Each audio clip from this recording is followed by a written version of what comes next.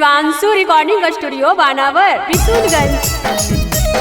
अपन बलोरवा के दे सोनवा दे घरवा ले जाइबे। Mix by Manish Arya. अपन बलोरवा के दे सोनवा दे घरवा ले जाइबे।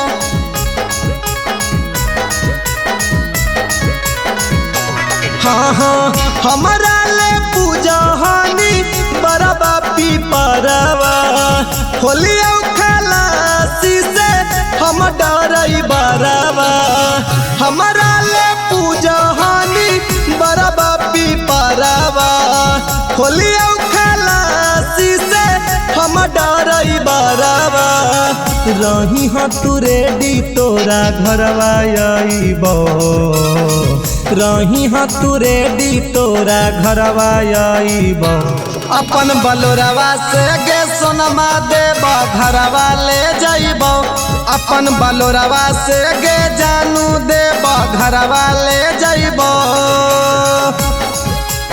अपन बलोरवा से गे सोनमा देबो घरवा ले जाइबो। अपन बलोरवा से गे सोनमा देबो घरवा ले जाइबो।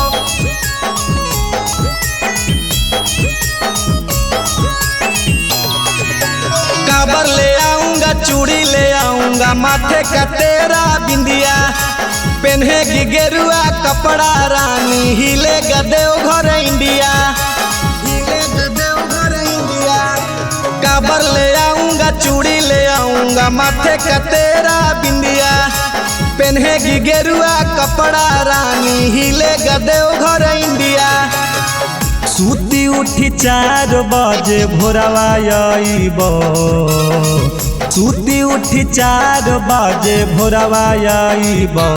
अपन बलोरवा से गे सोनमा देबो घरवा ले जाइबो। अपन बलोरवा से गे जानू देबो घरवा ले जाइबो। अपन बलोरवा से गे सोनमा देबो घरवा ले जाइबो। अपन बलोरवा से गे सोनमा देबो घरवा ले जाइबो।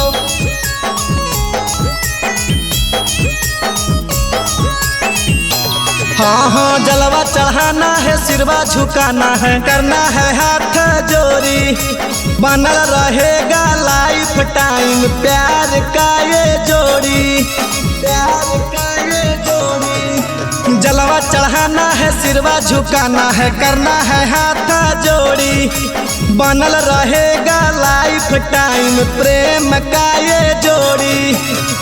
कुंदन हिंदुस्तानी तोरला भरवा आइबो। छोटुआ विकास जोरे घरवा आइबो। अपन बलोरवा से गे सोनमा देबो घरवा ले जाइबो। अपन बलोरवा से गे जानू देबो घरवा ले जाइबो। Shivanshu recording studio Banawar Bishunganj.